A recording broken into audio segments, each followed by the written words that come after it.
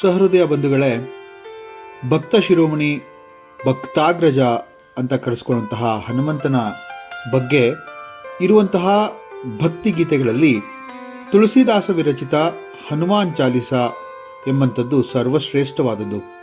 ಈ ಹನುಮಾನ್ ಚಾಲಿಸವನ್ನು ಗೋಸ್ವಾಮಿ ತುಳಸಿದಾಸ್ ಅವರು ಅವಧಿ ಭಾಷೆಯಲ್ಲಿ ಬರೆದಿದ್ದಾರೆ. ಇದರ ಅರ್ಥ ಮತ್ತು ತಾತ್ಪರ್ಯವನ್ನು ಹೇಳುವಂತಹ ಪ್ರಯತ್ನವನ್ನು ಮಾಡ್ತಾ ಇದ್ದೇನೆ.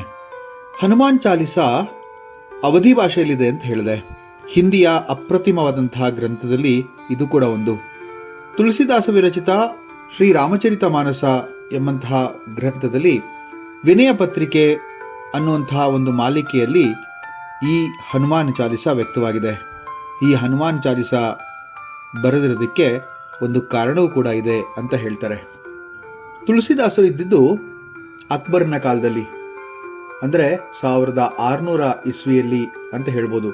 ತುಳಸಿದಾಸರು ಒಮ್ಮೆ ಮಥುರದಲ್ಲಿ ಇದ್ದಾಗ ಅವರು ಆಗ್ರಾಕ್ಕೆ ಹೊರಟು ನಿಲ್ತಾರೆ.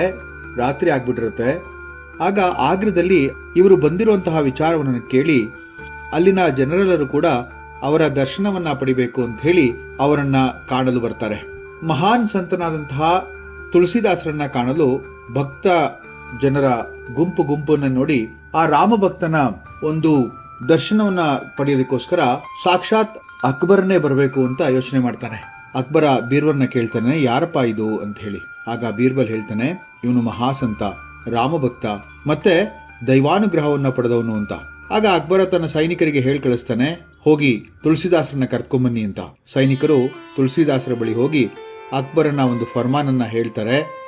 ಆಗ ತುಳಸಿದಾಸ್ ಹೇಳ್ತಾರೆ, ನೋಡ್ರಪ್ಪ, ನಾನು ರಾಮಭಕ್ತ ಅಷ್ಟೇ, ನನಗೆ ದಿಲ್ಲಿಗೆ ಬರುವಂತಹ ಯಾವುದೇ ಒಂದು ಕಾರಣ ಇಲ್ಲ ಅಂತ ಹೇಳಿದಾಗ ಅದನ್ನ ಬಂದು ಸೈನಿಕರು ಅಕ್ಬರ್ನಿಗೆ ಹೇಳಿದಾಗ ಅಕ್ಬರ ಕುಪಿತಗೊಂಡು ತನ್ನ ಸೈನಿಕರಿಗೆ ಆದೇಶವನ್ನು ನೀಡುತ್ತಾನೆ, ಹೋಗಿ ಅವರನ್ನ ಬಂಧಿಸಿ ಕರ್ತನ್ನಿ ಅಂತ. ಹಾಗೆ ಅಕ್ಬರನ ಸೈನಿಕರು ತುಳಸಿದಾಸರನ್ನ ಬಂಧಿಸಿ ಕರ್ಕೊಂಡ್ಬರ್ತಾರೆ ದಿಲ್ಲಿಯ ಲಾಲ್ ಕಿಲಾ, ಅಂದ್ರೆ ರೆಡ್ ಫೋರ್ಟ್ ಅಂತಾರಲ್ಲ ಅಲ್ಲಿಗೆ. ಅಲ್ಲಿ ವಿಚಾರಣೆಯನ್ನು ಮಾಡಬೇಕು ಅಂತೇಳಿ ತುಳಸಿದಾಸರನ್ನ ಅಕ್ಬರನ ಮುಂದೆ ನಿಲ್ಲಿಸಿದಾಗ ತುಳಸಿದಾಸರು ಕೇಳ್ತಾರೆ, ನನ್ನನ್ನು ಹೀಗೇಕೆ ಇಲ್ಲಿ ಕರ್ಕೊಂಬಂದಿದ್ದೀರಿ ಅಂತ.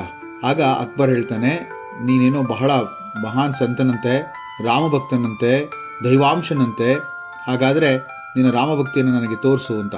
ಆಗ ತುಳಸಿದಾಸರು, ನಾನಿಲ್ಲಿ ರಾಮಭಕ್ತನಾಗಿ ಬಂದಿದ್ದೇನೆ, ನನಗೆ ಆ ಭಕ್ತಿಯನ್ನು ನಿಮ್ಮ ಮುಂದೆ ಪ್ರದರ್ಶನ ಮಾಡೋದಕ್ಕೆ ಇಷ್ಟ ಇಲ್ಲ ಅಂದಾಗ ಬಹಳ ಕುಪಿತಗೊಂಡಂತಹ ಅಕ್ಬರ ತುಳಸಿದಾಸರನ್ನ ಕಟ್ಟು ಹಾಕಿ ಆ ಒಂದು ಕೆಂಪು ಕೋಟೆಯ ಜೈಲಿನಲ್ಲಿ ಇಡ್ತಾನೆ.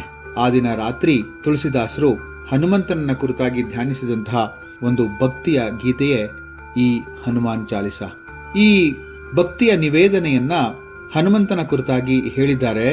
ಆ ಹೇಳಿದಾಗ ಅದೇ ರಾತ್ರಿ ಆ ಕೆಂಪು ಕೋಟೆಗೆ ಕೋತಿಗಳ ಒಂದು ಸೈನ್ಯವೇ ನುಗ್ಗಿ ಧ್ವಂಸ ಕಾರ್ಯವನ್ನು ಮಾಡಿ ಹೊರಟು ಹೋಗ್ತವೆ.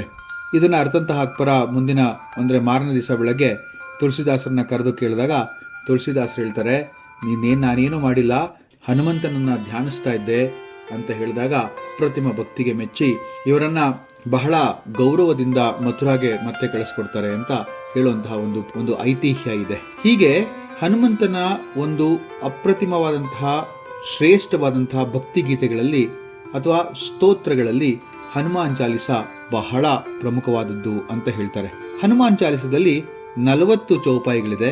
ಅದಕ್ಕೆ ಮುಂಚೆ 2 ದೋಹೆಗಳು, ಮೊದಲನೇದು ಮತ್ತೆ ಕೊನೆಯದಾಗಿ 2 ದೋಹೆಗಳನ್ನ ಹೇಳ್ತಾರೆ. ಆ ದೋಹೆಗಳ ಅರ್ಥವನ್ನ, ಧ್ಯಾನವನ್ನ ಮತ್ತೆ ಚೌಪಾಯಿಯನ್ನ ಹೇಳುವಂತಹ ಪ್ರಯತ್ನವನ್ನ ಮಾಡ್ತೇನೆ. ದಿನಕ್ಕೆ 1 ಚೌಪಾಯಿಯನ್ನ ಹೇಳುವಂತಹ ಪ್ರಯತ್ನವನ್ನ ಮಾಡ್ತೇನೆ. ಅದರ ಅರ್ಥ ಮತ್ತು ತಾತ್ಪರ್ಯ ಸಹಿತ ಹೇಳ್ತೇನೆ. ಇಂದು ತುಳಸಿದಾಸರ ಹನುಮಾನ್ ಚಾಲಿಸದ ಮೊದಲ ದೋಹವನ್ನ ನೋಡೋಣ. ಶ್ರೀ ಗುರು ಚರಣ ಸರೋಜ ರಜ ನಿಜಮನ ಮುಕುರ ಸುಧಾರಿ ವರಣ ರಘುವರ ವಿಮಲ ಯಶ ಜೋದಾಯಕ ಫಲಚಾರಿ ಬುದ್ಧಿಹೀನ ತನು ಜಾನಿಕೆ ಸುಮಿರೋ ಪವನ ಕುಮಾರ ಬಲ ಬುದ್ಧಿ ವಿದ್ಯಾ ದೇಹು ಮೋಹಿ ಹರಹು ಕಲೇಶ ವಿಕಾರ. ಇಂತಹ ಅದ್ಭುತವಾದಂತಹ ರಚನೆ ಇದು. ಈ ರಚನೆ, ಇದರ ಅರ್ಥ ಬಹಳ ಸೊಗಸಾಗಿದೆ. ಅರ್ಥದ ತಾತ್ಪರ್ಯವನ್ನು ಹೇಳ್ತಾ ಹೋಗ್ತಾನೆ. ಶ್ರೀ ಗುರು ಚರಣ ಸರೋಜ ರಜ ಅಂದ್ರೆ ಗುರುವಿನ ಪಾದಕಮಲದ ಧೂಳಿನಿಂದ ನನ್ನ ಈ ಮನಃಪಟಲವನ್ನ ಮನದ ಕನ್ನಡಿಯನ್ನು ಸ್ವಚ್ಛಗೊಳಿಸ್ತೇನೆ.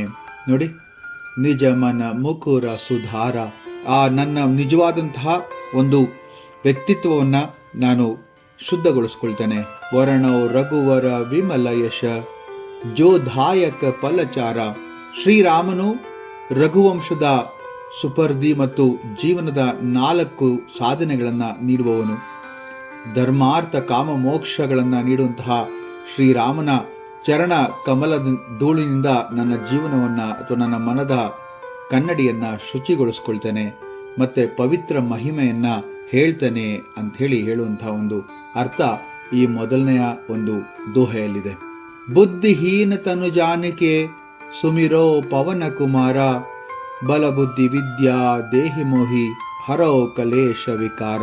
ಕಡಿಮೆ ಬುದ್ಧಿಮತ್ತೆಯನ್ನು ಹೊಂದಿರುವಂತಹ ನನ್ನ ಈ ಮನಸ್ಸಿಗೆ ಶಕ್ತಿ, ಯುಕ್ತಿ ಮತ್ತು ಎಲ್ಲ ರೀತಿಯ ಜ್ಞಾನವನ್ನು ನೀಡಿ ನನ್ನ ಎಲ್ಲ ದುಃಖ ಮತ್ತು ನ್ಯೂನತೆಗಳನ್ನು ನಿವಾರಿಸುವಂತಹ ವಾಯುಪುತ್ರನೇ, ನಿನ್ನನ್ನು ನಾನು ನೆನೆಸ್ಕೊಳ್ತೇನೆ. ನನ್ನ ಕ್ಲೇಶವನ್ನು ಕಳೆಯುವಂತಹ ಮಹಾನುಭಾವನೆ, ನಿನಗೆ ನನ್ನ ವಂದನೆಗಳು ಅಂತ ಹೇಳ್ತಾರೆ. ಎಂಥ ಅದ್ಭುತವಾದಂತಹ ದೋಹ ಇದಾಗಿದೆ. ಮುಂದೆ ಅವ್ರ ಚೌಪಾಯಿಯನ್ನು ಹೇಳುವಂತಹ ಒಂದು ಪ್ರಯತ್ನವನ್ನು ಮಾಡ್ತೇನೆ. ನಮಸ್ಕಾರ.